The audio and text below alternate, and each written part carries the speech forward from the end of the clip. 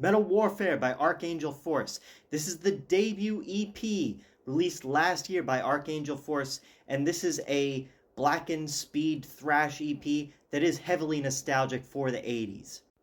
You know, in the mid 80s when extreme metal was just being developed and nobody was playing blackened speed or death thrash on purpose. They were just adding elements of all the new styles of extreme metal as they were being developed.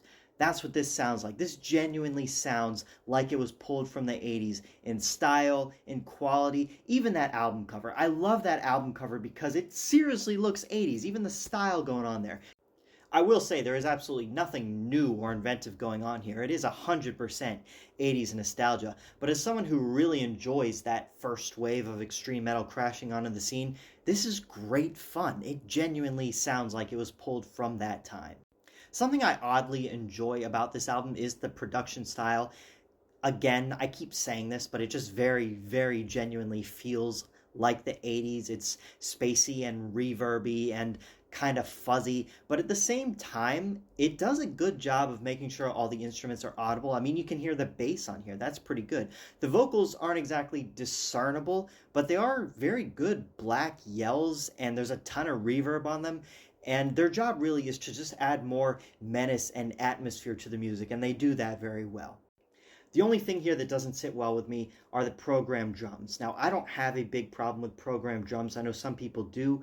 But the thing about this album is it relies entirely on being 80s nostalgia, and it succeeds at being 80s nostalgia in almost every aspect, from the album cover and name to the actual music within, except the programmed drums. They kind of stick out like a sore thumb, and they're an unfortunate reminder that this is definitely not an 80s record, but just a record trying to sound like the 80s.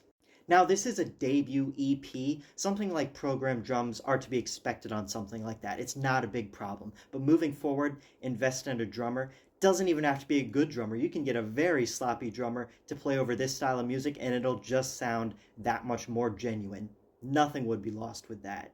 Something else interesting I read, I'm not sure if this is true, but I saw online that these guys were like 14 when they recorded that. I just read that before putting out this review, so I had no idea while I was listening to it. And that just kind of blows my mind. If you can put this out at 14, you've got a bright future ahead of you that I look forward to see where this band goes, what these guys do next. So who is this for? Anyone who is sick of the overproduced modern metal production style plaguing the scene these days, and anyone who has some heavy nostalgia and wants to return to the good old-fashioned times of the 80s and listen to something that very well sounds like it could have been pulled right from that era. Definitely give it a shot.